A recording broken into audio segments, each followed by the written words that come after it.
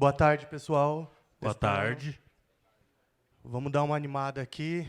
Sei que tá todo mundo cansado. Convenceu, vamos lá. Boa tarde, pessoal. Agora sim eu senti firmeza. Vamos lá. Vamos começar, antes da gente se apresentar, vou trazer alguns itens, né? Duas disciplinas que geralmente entram em conflito. O Ramon vivia enchendo o nosso saco, diariamente, quer reduzir. Só que, muitas vezes, quando a gente reduz, os colegas aqui do Bradesco trouxeram esse item e a gente passou por problemas de garbage, enfim. O dia a dia não é tão fácil, não é só reduzir. Só que conseguimos reduzir. A gente está colocando 30%, mas existem casos que chegam a 50% de redução em custo de cloud e aumentamos nossas performances e melhoramos o custo, principalmente. E agora o jogo virou e é o Ademar que me enche o saco. Ei, tem mais oportunidade? Vamos resolver? A gente vai mostrar como que a gente chega num case desse. E, antes de mais nada, quem sou eu? Quem é o Ramon? Eu comecei em tecnologia não sabendo tudo, pelo contrário, errando em tudo. Atualmente, eu tenho um podcast, TechOps Talks, junto com o colega Adriano Atanes, que hoje não pôde estar aqui. Sou gerente de SRE na Accenture e, ao lado do meu colega Ramon Maia, a ideia é a gente trazer uma apresentação muito mais dinâmica, muito mais descontraída, que vocês vão perceber aqui. E quem é você, Ramon? Bom, eu sou Ramon Maia. Nas horas vagas, sou conhecido como MC Artigo. Eu faço rap desde 2003 e, curiosamente, o rap que me trouxe para a tecnologia, porque quem aí é um pouco mais antigo, na época do ICQ, do Mirk e de outros aplicativos e mensageiros, não era tão fácil você instalar um driver de uma placa de som, não era tão fácil você conseguir configurar o Windows, formatar, era todo um processo. Então, a música acabou me trazendo perto da tecnologia e a tecnologia me trouxe para perto da música, porque até hoje eu tenho a oportunidade de participar de grandes eventos, de trazer esse meu dom que a vida me deu de poesia e integrar junto com as oportunidades que eu aprendi de tecnologia, seja voltada para a área de cloud, para a área de on-premises, para a área de infraestrutura raiz, porque eu tive o prazer de explorar a camada OSI de ponta a ponta e sou bem grato por isso. Mas vamos seguir. E sabe cobrar também. Essa é a parte importante. Então vamos falar aqui um pouco do FinOps mais clássico, né? Que eu acredito que muitas empresas estão nesse modelo ainda, né? O FinOps clássico, ele vem numa questão de buscar oportunidade, o advento da cloud é tudo muito bom, mas eu gosto de fazer uma analogia com self-service por quilo. Você pode pegar à vontade, você pode não comer aquilo tudo que você pegou, mas você vai pagar aquilo que você pesou na balança. Então, basicamente, cloud é isso, e aí tem os desafios de FinOps. Além disso tudo, era muito moroso, o Ramon está aqui, era muito moroso de se descobrir o que precisava de fazer saving, se fazia sentido ou não. Certo, Ramon? Entra um ponto também que, quando você encontrava uma oportunidade no passado, você tinha que procurar o App Owner, e depois que encontrava o App Owner, você tinha que ali convencê-lo daquela mudança. Enquanto aquela mudança não era feita, o custo estava elevado. E meu primeiro projeto de FinOps foi em 2018. E eu me lembro que eu cheguei no trabalho, haviam 218 servidores não mapeados, que ninguém sabia de quem era o dono. E aí eu falei, vamos desligar. E vai aparecer os donos. E funcionou. Assim, tomei alguns esporros, algumas broncas, mas o FinOps era feito assim no modo forceps, né, no começo. Desliga e vê o que acontece. Até hoje, às vezes, é um pouco assim, tá? Mas deixa isso A gente vai dos panos. trazer um case, né? Mas a gente ainda passa pelas mesmas labutas do FinOps clássico, né? Outro ponto também era a questão da falta de visibilidade e de muitos processos manuais. Você tinha que entrar ali no advisor de cada provedor cloud, extrair planilhas, faz o right size, deleta disco órfão, aí passava 2 semanas, não fazia mais sentido. Então, esse modelo tradicional, ele acho que foi o gênesis de todo o processo de FinOps, mas hoje ele está muito mais maduro. Eu cito 2 grandes itens aqui, que eles estão ali no final, que é o timing. Então, para você descobrir, já era moroso. Para você executar, ainda mais, aí você tinha uma questão de resistência à mudança. Quando a gente está aqui falando de SRE, nós estamos falando de equilibrar a evolução junto com a questão de operação. A briga sempre foi times de operações com um time de desenvolvimento, de delivery. Um quer implantar e o outro quer segurar. Teve colegas aqui que passou dizendo, acho que os colegas da Vivo, que existem métricas que comprovam que toda vez que sobe uma mudança tem problema. Então, é óbvio, a gente não está só falando de mudança em aplicação, em mudança em infra. Então, a resistência à mudança é isso.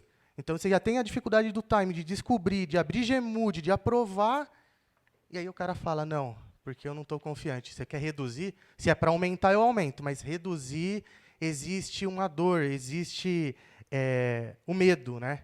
Então, a gente passou por tudo isso, foram cerca de 12 meses para a gente chegar no modelo que a gente está hoje. E aí vem a mudança de chave. É um case nosso da Accenture, o One Financial. Para quem não conhece, a One Financial é uma fintech da própria Accenture. A gente tem produto próprio, a gente tem plataforma própria, a gente tem uma operação, a gente tem desenvolvedores, tudo nosso que serve aos clientes. Então, o Ramon, com o problema dele, que ele precisava resolver, de encontrar, ele foi atrás no mercado, encontrou ferramentas, e, de repente, o Ramon veio com uma carreta de oportunidades, dizendo, eu quero executar, eu quero executar, eu quero executar. E aquilo que antes era moroso para o Ramon, se tornou tudo muito rápido, tudo muito fácil. E aí o time de operação não acompanhou, certo? Acabou que a gente gerou um gargalo muito grande, porque nós conseguimos, não só por meio de ferramentas, mas por conta de desenvolvimento interno, encontrar de forma mais eficaz oportunidades de saving, oportunidades que faziam sentido. E então o throughput, o gargalo ficou muito grande para o time de operação. Então a gente viveu um período ali que existiam demandas, existia muita oportunidade, muita ação, muito saving, mas a tração que a gente dava, né, para a ferramenta, para a engrenagem funcionar, não estava sendo suficiente. E a partir desse momento começou a surgir essa sinergia, que seria a parceria, né, entre FinOps e SRE, que daí o Ademar também a gente vai explicar um pouco mais tarde. Em resumo, o Ramon estava sendo cobrado pelos executivos e estava apanhando, enfim, precisava entregar resultado. Ele foi no mercado, encontrou algo e a parte dele estava resolvida. Só que daí o gargalo virou tudo para o time de operação. E aí o time de operação é o quê? Abre Gmood de novo, aprova, passa por resistência. Mas o meu bônus estava em jogo, então eu apanhava com razão. E aí a gente estava aqui, né? O Ramon queria o bônus dele, eu não queria que tivesse incidente, ninguém queria que tivesse incidente, mas precisava reduzir. E aí a gente descobriu o seguinte, humanamente é impossível fazer FinOps no dia de hoje. A gente vai explicar daqui a pouco. Tem uma frase bem grande que batizou esse framework que nós criamos na Accenture. Então, vocês vão entender o que a gente está falando daqui a pouco. Então, como que gerou essa sinergia? O time de SRE, da forma como nós estamos trabalhando, existe essa sinergia, nós criamos as pontes, tiramos as barreiras. Então, nada mais justo do que nós fazermos partes dos ônus e dos bônus do Ramon também, inclusive. Queria pegar uma fatia que estava grande ali. E nós começamos a participar muito mais e a disseminar a cultura de FinOps, de saving. E todo mundo fala de FinOps e pensa que é cortar.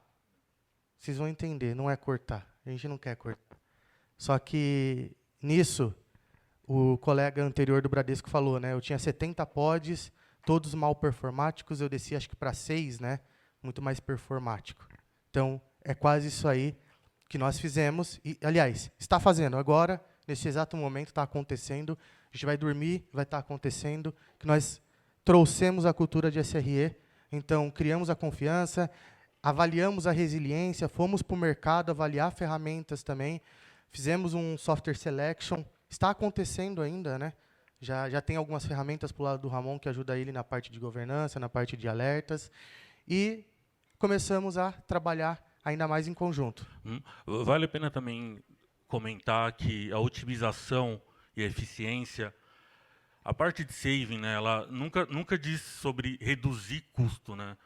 Às vezes, a gente precisa aumentar o custo para ter uma melhor eficiência. Então, em alguns casos, nós encontramos isso e foi muito satisfatório, porque algumas aplicações não estavam performando da forma correta, porque foram mal dimensionadas e tinha que fazer ali alguma movimentação horizontal para conseguir enquadrar melhor. Então, o estudo que a gente fez realmente não é cortar custo, é melhorar a eficiência de todos os recursos, ter a quantidade certa. E aí a gente criou essa parceria estratégica, uma sinergia que alavancou resultados dia após dia, mês após mês. No final das contas, o que a gente compreende é que a gente vai criar situações, não é um mar de rosas, causamos incidentes, mas num ambiente não produtivo, de forma controlada, risco assumido, compartilhado, junto com os clientes, junto com os delivery lead, junto com os BU lead, sempre tudo muito em colaboração e dando atração, dando a sinergia. E descobrimos otimizações inteligentes, igual, acho que casou muito a palestra anterior com o pessoal aqui do Bradesco, falando de Java, né? O nosso grande ofensor, no final das contas. A gente começou a fazer otimização inteligente. Então, testar o tempo todo. Testa, vamos lá, vamos de novo. E o tempo todo acompanhando os custos, certo? Sim, e também a detecção de anomalia. Nós acabamos internamente desenvolvendo ali features para consumo de API e agora já estamos trabalhando com inteligência artificial, também fazendo integração para, de alguma forma, conseguir detectar ainda com um pouco mais de precisão anomalias de custo. Então, isso ajudou bastante e acabou que nós construímos uma task force e essa task force tem dado muitos resultados ótimos. Trabalhando até hoje. Isso aí. Os resultados estavam extremamente expressivos para o nosso board. E para o Ramon foi isso daí que aconteceu. Quando nós criamos isso, todo mundo gostou. Virou quase um game day, né? Todo mundo buscando saving, todo mundo buscando saving. A nossa eficiência de cluster, a gente vai citar aqui, 90% das nossas plataformas está em Kubernetes. E temos eficiência tão grande no cluster que a ferramenta do Ramon já não gera mais reporte em alguns clusters. E aí eu vou e cutuco ele. Agora voltou. Vamos lá, dá para melhorar. E a gente teve ação, inclusive, de ontem para hoje, nesse cluster que já não gera mais recomendação e está reduzindo ainda. E só para pontuar, o que é a eficiência do cluster? O cluster ele tem a utilização de CPU e de memória, e a eficiência ela está relacionada com a quantidade de custo idle que você tem dentro do ambiente. Então, se você tem um cluster com baixa eficiência, vamos dizer 30%, você está utilizando ali com seus pods 30% do workload e dos nodes que estão lá dentro, e você tem 70% de custo idle. Então, alguma coisa está errada. Então, aí a gente faz um estudo, a gente entende o que está acontecendo, cada caso é um caso, e aí nós conseguimos, aí, com essa nossa task force, conseguir otimizar a eficiência, e agora todos estão ficando para casa de 70% para cima, alguns 85%, que é um número muito excelente. Existem pesquisas no mercado que falam que os clusters eles têm geralmente 70% de recurso idle. É o famoso self-service que eu falei. Você vai, está tomando monjaro, quer ainda comer da mesma maneira e você vai deixar no prato. É isso, 70% dos recursos nos clusters, geralmente, de 50% a 70%, estão em idle, é desperdício. E aí a maturidade, né? A gente começou a trazer automação, cultura de SRE de novo. O Ramon automatizou ainda mais as tarefas dele, de gerar alarme, de verificar. E nós, aqui do nosso lado, começamos a entender que, muitas vezes, você precisava ter o recurso naquela quantidade, mas ainda não era o momento certo. Agora eu vou aproveitar o meu momento MC Artigo e eu queria pedir muito o apoio para vocês, que eu fiz uma música especial para o evento. E acho que vocês vão se identificar com, com algumas rimas. E eu queria que vocês me apoiassem no refrão, tá bom? Então, eu vou passar o refrão com vocês primeiro, para quando eu colocar a música ficar uma coisa bonita, né?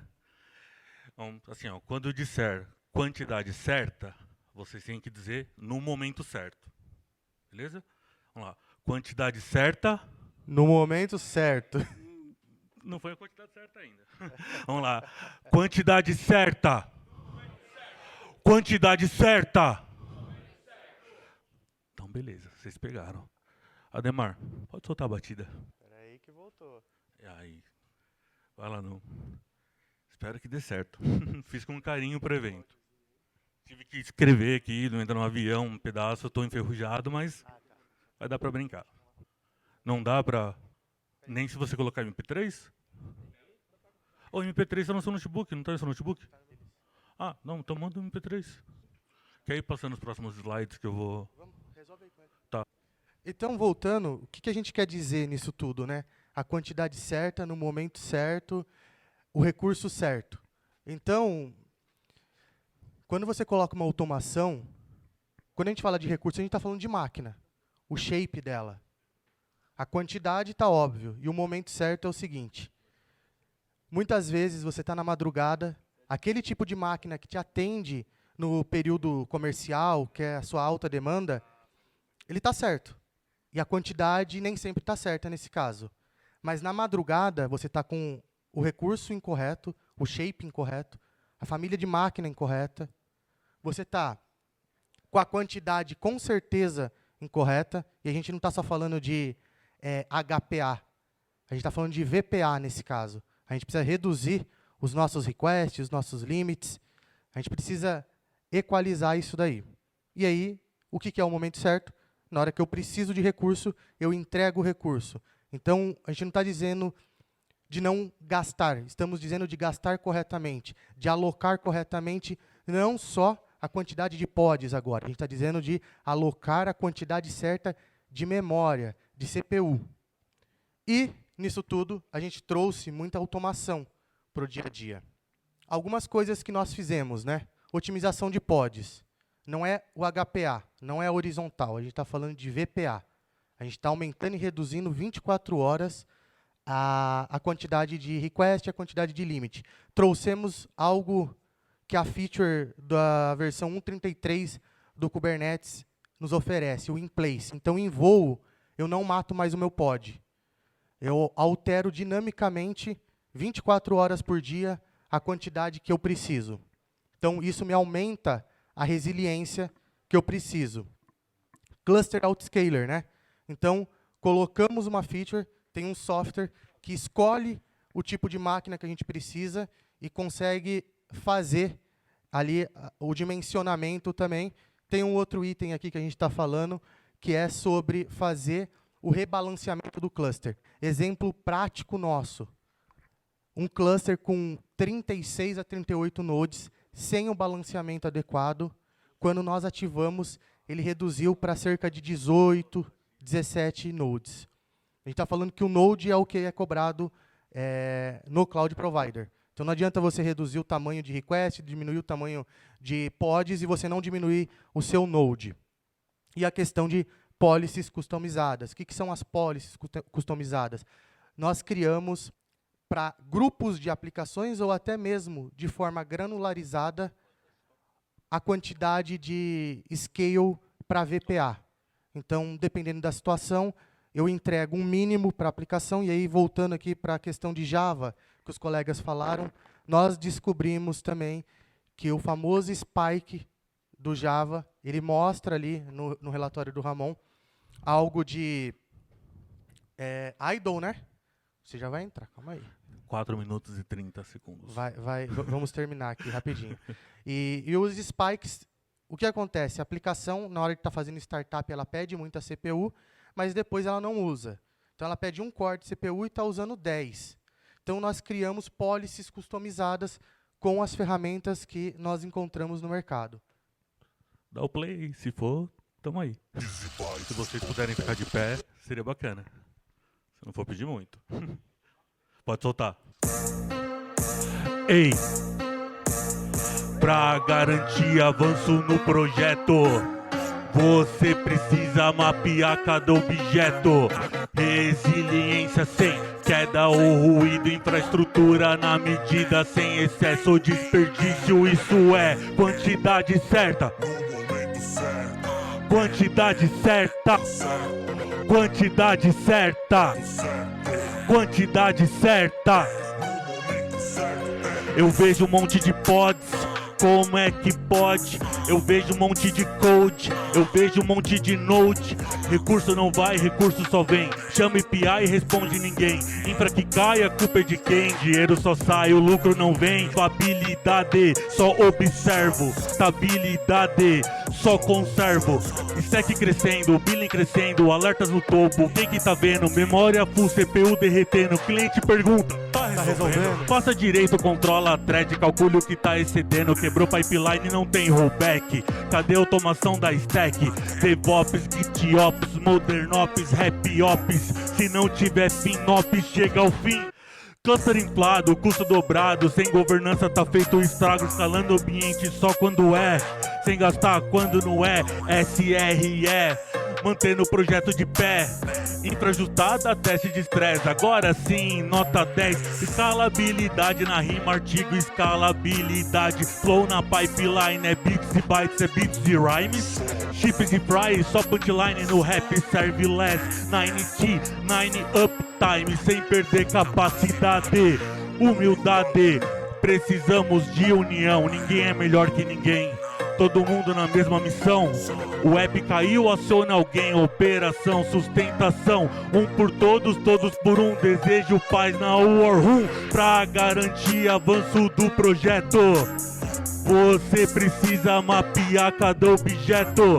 Resiliência sem queda ou ruído, infraestrutura na medida, sem excesso ou desperdício. Isso é quantidade certa.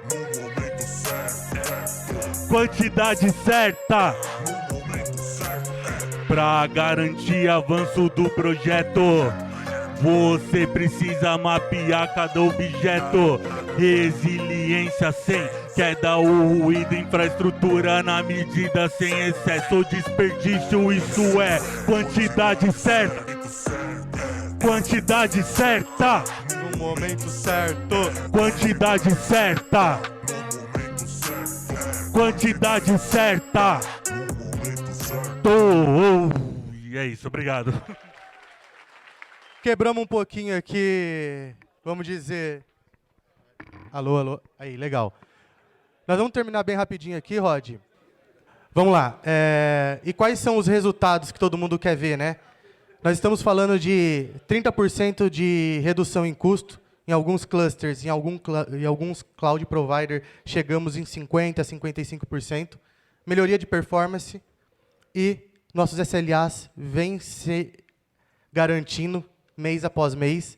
Estamos aí já com um cliente em cerca de 7 meses consecutivos, que tem tudo a ver com o nosso trabalho de FinOps, o trabalho de SRE sendo feito. Enfim, vou dar uma acelerada aqui para terminar mais rápido. Os principais desafios, né? A complexidade técnica, manutenção de SLA é super difícil, e a resistência à mudança que a gente falou ali no começo, tudo isso foi superado por um trabalho exaustivo, né? Automação, muita automação no dia a dia, a adaptação contínua, vamos fazendo aos poucos, aumentando até chegar em 100%. Nossa arquitetura, né?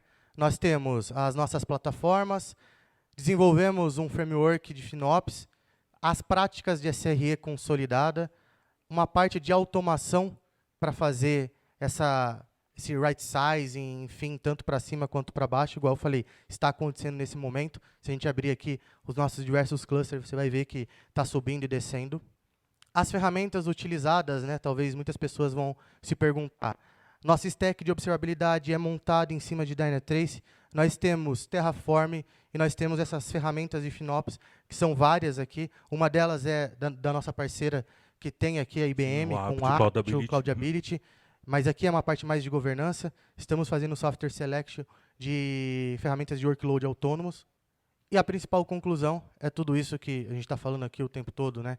A gente precisa de automação, é impossível, é humanamente impossível você ficar controlando um cluster extenso com diversas aplicações, o sobe, o desce, enfim, você fazer HPA até ok, mas quando você vai para VPA, você precisa ter muita cautela e sempre estar buscando e aculturando times cada vez mais com essa questão de inovação, né? Aqui não vai ter espaço para perguntas e respostas. Nosso LinkedIn está aí e a gente está aberto aqui para discutir tanto o SRE quanto o FinOps. Agradeço a participação de vocês. É uma honra estar aqui. Para quem não sabe, foi aqui que eu comecei a minha carreira, aqui na IBM, atualmente Kyndryl. Então, estar de volta para a terrinha é muito bom. E agradecer também a presença de todos. Obrigado pelo convite, Ademar. Isso é muito importante.